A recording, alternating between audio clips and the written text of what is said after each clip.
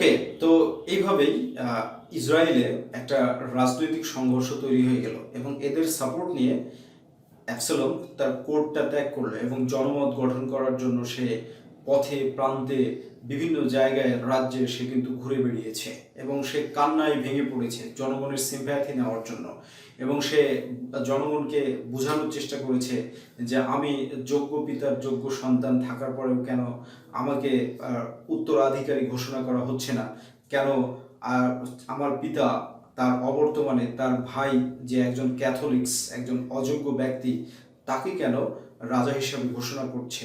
এইটা অ্যাবসালম জনগণের মধ্যে জনমত গঠন করে এবং ইংল্যান্ডের পারিপার্শ্বিক অবস্থাটা এমন হলো যে অ্যাবসালম যেখানেই যায় শুধু তার নামের জয়ধ্বনি, মানে অ্যাবসালম অ্যাবসালম, মানে নেক্সট কিং এ ধরনের নামের জয়ধ্বনি কিন্তু সব সময়ের জন্য বাঁচতে থাকে। তো এটা দেখে তখন ইংল্যান্ড তো আমি ক্যারেক্টার্স এবং থিমস বা ব্যাকগ্রাউন্ডে আগেই বলেছি যে দুইটা ভাগে ভাগ হয়ে গিয়েছিল, টরিস অ্যান্ড হুইগস। তো অধিকাংশ কোটিয়ার এবং যারা হচ্ছে মানে উচ্চ পদস্থ পাওয়ারফুল ছিল তারা কিন্তু সব অ্যাবসালম এবং অ্যাকিটোফেলের পক্ষ নিয়ে নিয়েছিল। তো এরপরে কি হলো, চার্লস টুয়ের যারা প্রকৃত বন্ধু তখন চার্লস টুয়ের তারা পক্ষ নিল এবং সেই ক্যারেক্টারগুলো জন ড্রাইডেন বিবলিক্যাল ক্যারেক্টারের মাধ্যমে উপস্থাপন করেছেন। দেখো, জন ড্রাইডেন যে চরিত্রগুলো দেখিয়েছেন সেগুলো হচ্ছে যারা ডেভিডের পক্ষ ছিল বা চার্লস টুয়ের পক্ষে ছিল, এগুলো তোমাদের খুব বেশি জানা দরকার নাই, আর শুধু দু একটা জানবে। যেমন হচ্ছে অ্যাবসালম এবং অ্যাকিটোফেলের সাপোর্টার হিসাবে তোমরা জোনা আর কোরার বিষয়টা জেনে রাখবে, আর এখানে ডেভিডের সাপোর্টার হিসাবে বা চার্লস টুয়ের সাপোর্টার হিসাবে মূলত এখানে যেটা করবে সেটা হচ্ছে যে এই ডেভিডের সাপোর্টার হিসাবে তোমরা হুশাই এবং অ্যামিয়েল এই দুইটা ক্যারেক্টারকে মনে রাখবে, তাহলে বেশি ভালো হবে। ঠিক আছে? তো এরপরে যখন এরা সব একজোট হয়ে এসে চার্লস টুকে এসে বলল যে স্যার, আপনার নিজের সন্তান এবং আপনার সবচাইতে উৎকৃষ্ট যে কাউন্সিলর সে কিন্তু আপনার এগেনস্টে চলে গিয়েছে এবং এরা দুইজন ষড়যন্ত্র করছে, চক্রান্ত করছে আপনার বিরুদ্ধে, তীব্রভাবে চক্রান্ত করছে আপনাকে ক্ষমতা থেকে নামানোর জন্য। সুতরাং আপনাকে কিন্তু কিছু একটা করতে হবে। যদি আপনি এর বিরুদ্ধে যদি সজাগ না হন তাহলে কিন্তু আপনার ক্ষমতা আপনি বেশি দিন ধরে রাখতে পারবেন না। তখন এই সব কিছু দীর্ঘ সময় ধরে ডেভিড পর্যবেক্ষণ করার পরে বা চার্লস টু পর্যবেক্ষণ করার পরে সেটা যেটা করেছে সেটা হচ্ছে সে তার রাজ দরবার থেকে হুঙ্কার দিয়ে বক্তব্য ছাড়লো এবং তার বক্তব্যটা জন ড্রাইডেন যেভাবে দেখিয়েছে সেটা বলছে, ভাইরা আমার, এটা শুনে রাখেন, আমি সর্বপ্রথম একজন পিতা, তারপরে একজন রাজা। আগে আমি আমার পিতার ভূমিকা পালন করেছি, কিন্তু এখন আমি আমার রাজার ভূমিকা পালন করতে চাই। যদিও রাজার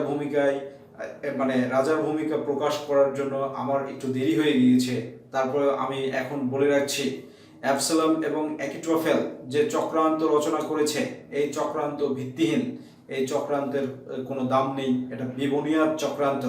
এবং তাদেরকে আমি হুঁশিয়ার করে দিচ্ছি, আমি অ্যাকিটোফেলকে ক্ষমা করব না, আমি অ্যাবসালমকেও ক্ষমা করব না, যদি না অ্যাবসালম তার এই ভুলের জন্য প্রায়শ্চিত্ত করে।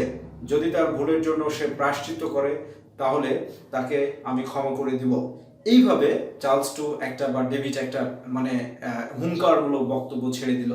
এবং এখান থেকে আরও একটা বিষয় সেটা হচ্ছে যে চার্লস টু এটাও বক্তব্যের মধ্যে প্রকাশ করে দিল যে এই ইংল্যান্ডের পরবর্তী রাজা কে হবে এটা নিয়ে এখনই কেন এত সংকট বা এখনই একটা কেন ক্রাইসিস চলবে, কারণ এখনও আমি সশরীরে স্টিল জীবিত আছি।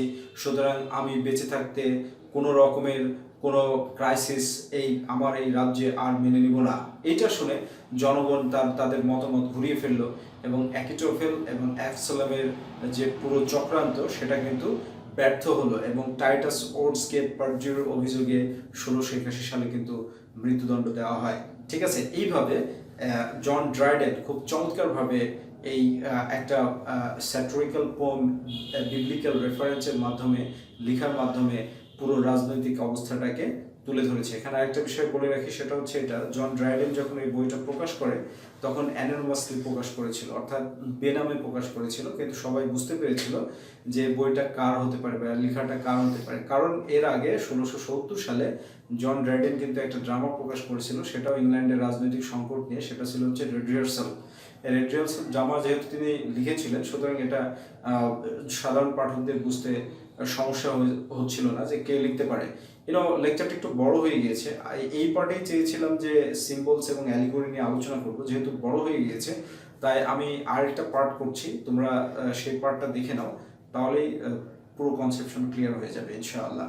তো আজকের লেকচারটা এই পর্যন্তই। তোমরা ভিডিওটাকে লাইক, শেয়ার এবং কমেন্ট করবে, প্রচুর পরিমাণে তোমরা কমেন্টস করবে এবং প্রচুর পরিমাণে তোমরা শেয়ার করবে, জ্ঞানটাকে তোমরা ছড়িয়ে দিবে। শুধু নিজে সুবিধা ভোগ করছো এটা ভাববে না, সবাই যেন এই সুবিধাটা পায় এটাই ভাববে।